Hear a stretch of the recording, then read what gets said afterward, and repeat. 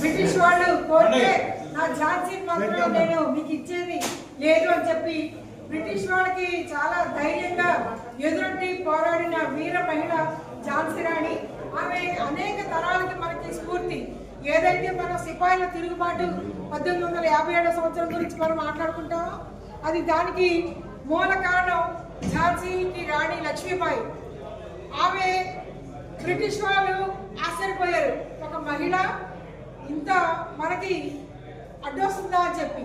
కానీ ఈమె పోరాటం చేసి తన చిన్నారిని కూడా నడుగు కట్టును కూడా ఆమె అప్పటికి 29 సంవత్సరాలు, కేవలం 29 సంవత్సరాల ప్రాయంలోనే ఆమె యుద్ధం చేసి ఆమె వీర మరణం పొందడం జరిగింది.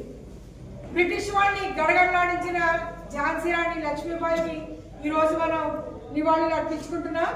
మనందరికీ కూడా ఏదైతే ఈ దేశంలో మనం స్వాతంత్ర స్వేచ్ఛ వాయువులు పీలుస్తున్నామంటే దానికి కారణం మూల కారకురాలు ఆనాటి 1857లో సిపాయిల తిరుగుబాటులో ఝాన్సీకి రాణి లక్ష్మీబాయి చేసిన వీర పోరాటమే. కాబట్టి అటువంటి వారిని ఆదర్శంగా తీసుకుని మనందరం పనిచేయాలని మనకి స్ఫూర్తినిచ్చినటువంటి ఝాన్సీ రాణి గారికి జోహార్లు అర్పిస్తూ జోహార్ ఝాన్సీ లక్ష్మీబాయి. మన యోగి ఆదిత్యనాథ్ గారు అక్కడ రైల్వే స్టేషన్ కూడా ఝాన్సీ రాణి రైల్వే స్టేషన్ అని పేరు కూడా మార్చడం జరిగింది. అలాగే లక్ష్మీ ప్రసన్న గారికి చిన్న సత్కారం.